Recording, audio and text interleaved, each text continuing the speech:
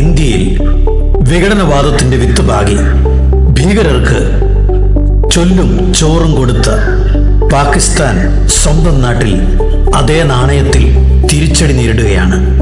പാകിസ്ഥാൻ രണ്ടാവുകയാണോ? മറ്റൊരു രാജ്യം കൂടി പാകിസ്ഥാനിൽ ഉദയം ചെയ്യുകയാണോ? 1971 ആവർത്തിക്കുകയാണോ? 1971 ഇന്ത്യ പാക് യുദ്ധം അനന്തരഫലമോ ബംഗ്ലാദേശ് എന്നൊരു പുതിയ രാജ്യം പാകിസ്ഥാനിൽ നിന്നും വേർപെട്ട് ഉണ്ടായി. പാകിസ്ഥാന്റെ ഒരു പ്രവിശ്യയായിരുന്ന ബലൂചിസ്ഥാൻ സ്വാതന്ത്ര്യം പ്രഖ്യാപിച്ചിരിക്കുകയാണ്. ബലൂചിസ്ഥാൻ പുരാതന ഗോത്രവർഗങ്ങളുടെ നാട്, പതിറ്റാണ്ടുകൾ പിന്നിട്ട സ്വാതന്ത്ര്യ സമരങ്ങളുടെ നാട്.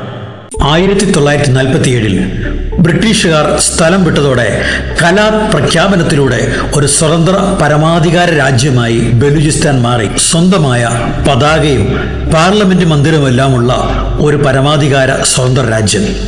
എന്നാൽ ഈ സ്വപ്നം അധികം നാൾ നീണ്ടു നിന്നില്ല. 252 ദിവസം മാത്രം.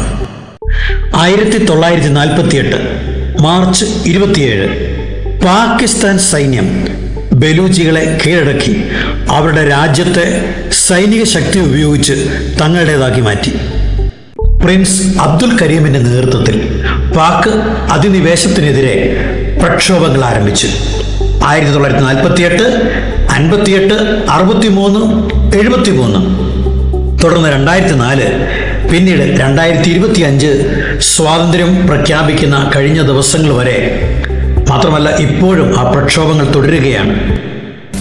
BLA, BLF, BRIS എന്നീ ബലൂചി സായുധ സേനകൾ നിരന്തരമായ പോരാട്ടത്തിലായിരുന്നു.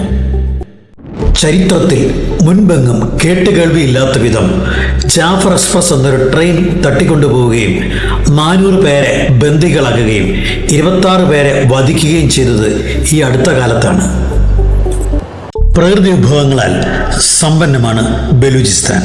കൽക്കരി, ഇരുമ്പയിര്, സൾഫർ, ക്രോമൈറ്റ്, പ്രകൃതിവാതകം, എണ്ണ എന്നിവയുടെ വലിയ തോതിലുള്ള നിക്ഷേപങ്ങൾ ഇവിടെയുണ്ട്. ഇവയുടെ സാധ്യതകൾ മനസ്സിലാക്കി വൻതോതിൽ ചൈനീസ് നിക്ഷേപവും ഈ മേഖലയിലുണ്ട്.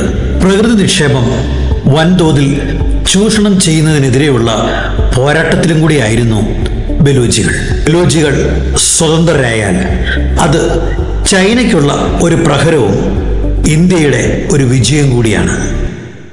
പാകിസ്ഥാന്റെ പതിറ്റാണ്ടുകൾ നീണ്ട അടിച്ചമർത്തലുകൾക്കും ക്രൂരതകൾക്കും ഇരയാകേണ്ടി വന്ന ബലൂചികൾ ഒടുവിൽ സ്വാതന്ത്ര്യത്തിന്റെ ശുദ്ധവായു ശ്വസിക്കും എന്ന് പ്രതീക്ഷിക്കാം.